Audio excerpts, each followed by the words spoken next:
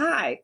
This is Terry Stewart, and my screencast assignment, I'm going to be explaining the database Destiny, which is a library database commonly used in libraries and used throughout Long Beach Unified School District.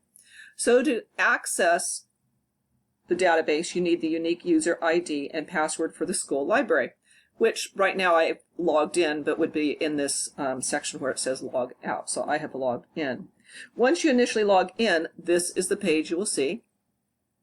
Looking across the top, you will notice several several areas. There's Home, Dashboard, Catalog, Circulation, Reports, Back Office, and My Info. Now, I'm going to spend most of my time talking about the catalog. The reason I'm going to spend most of my time talking about the catalog is that this is the place a librarian can save much of her or his time by teaching the students how to look up their own books. And to explain everything this database offers would obviously be much longer than a 5 to 10 minute screencast.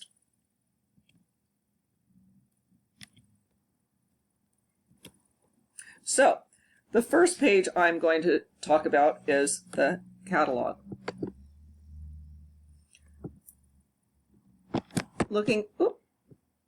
Looking across the top, we need to go back. Okay, looking across the top, I find ways that I can search for a book, or that my student can search for a book.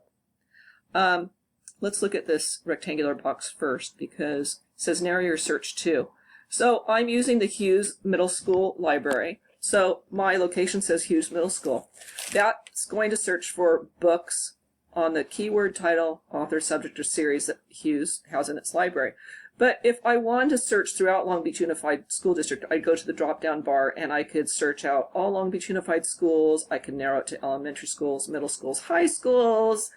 But this is obviously what I'm going to be searching for most of the time because a student's going to want to know what I have available. I might change the search if a student really wants a book or if a teacher wants a book, and I can search if it's at another library and borrow it from that library. The other narrow your search item is material type. Now, I have it on any type, but probably more often than not, I have it on book.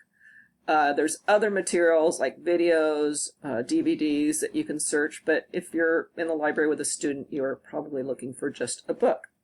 So let's look along the top. I can search by keyword, title, author, subject, and series. So keyword is probably one of the most used items because students a lot of times don't remember the whole title of a book. They might remember just something in the title. So for instance, what I've chosen is to put Narnia in because I'm pretending like my student wanted something from the Lion, the Witch, and the Wardrobe series or the Chronicles of Narnia. So if they can only remember part of the title, it's great to go to keyword. And you can see once you press keyword, things come up under Narnia, C.S. Lewis, The Lion, the Witch, and the Wardrobe. So this is obviously where your MARC records come in, very important, so that you can cross-reference books in your database. If we go back and look at the next item, how I can search for a book, it's title. That's very straightforward. If you remember the whole title, that's an easy way to find the book. So I, in this case, can't remember the title, but I remember the author. And I remember that I really liked Hatchet, but the student can't remember the name Hatchet, but he remembers or she remembers that Gary Paulsen was the author. So we can type in author, and anything by that author will be cross-referenced again in this database. So we have The Amazing Life of Birds, Brian's Hunt, Brian's Return, Brian's Winter, and if we scroll down, we would see a lot more of Gary Paulsen's books. Subject is a very broad way to search for books. And so maybe I want books about science, or I want books about the solar system, or I want books about dogs. So for my demonstration, I just put in birds. And if I type in birds and press on subject, anything that has to do with birds is going to come up in my database. Now you'll notice that there's The Amazing Life of Birds, and then there's Angry Birds comics. So by searching by subject, I am going to pull up both fiction and nonfiction books that have birds in the title. If I wanted to narrow that search to maybe eagles or hummingbirds, I could do that, and my search would be narrowed to just those books. Now, we were looking in the catalog, and there is your basic way to look, which is always what my computers are on. Basic is, you normally don't need any more than a basic search. But under this search, you'll notice that I have switched it to Power.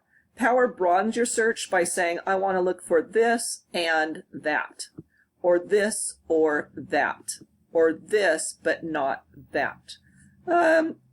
I haven't seen students really utilize this one, but it's there if you are trying to look for a little bit broader of an item. Next to that is visual. Now, this is probably the screen I like the best. So when I first saw this, I thought, oh, I don't know why I would use this, because we can just type in subject history or subject animals. But then I realized many of our schools have special day classes, and the kids in there aren't going to remember what an author's name is, or aren't going to remember the title of the book, but they might remember that they loved a book about animals. So I think this is a great screen if you have a special day class that could feel empowered by looking up their own books on your database. So I'm just going to spend a few minutes on this, because this is obviously a very complicated screen, because there's so much you can do here. This is the circulation screen, and this is what I would use for mostly checking in or checking out books. Identifying finds. So what I would do here is I would scan the student's ID and the book, and then the book would be checked out to that student. And again, check in, you scan the book and it's checked in. Reports is another lengthy database, but you can look over here to the left and see that you can create favorite reports. So maybe it's the end of the school year and you are creating overdue slips once a week. There's a great place to put in your homerooms or your students so that you don't have to keep filling out the form of what you want the report to be about.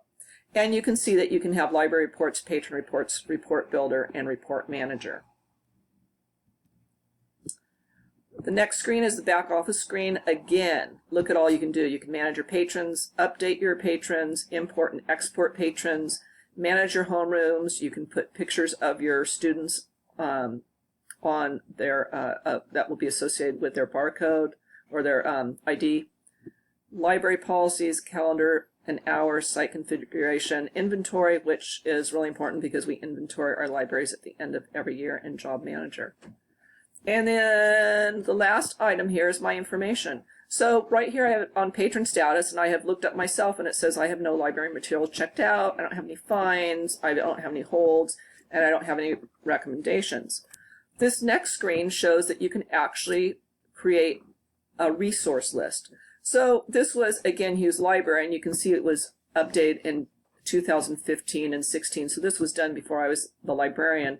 But this librarian obviously wanted to find where she could find banned books in the district, or books on the civil rights movement, books on Holocaust research, mental health research, graphic novels, and third grade chapter core lit. And you can see that, well, we can find a lot of those items at Jefferson Middle School, Stanford Middle School, and Hart Elementary School. So that's a way that librarian can assist a teacher with lesson plans. So that is it for my screencast. Again, I wanted to spend most of my time on the catalog because this is the way a librarian can save valuable time by teaching their students how to use the catalog. I hope that's helpful to any of you who are using the Destiny database.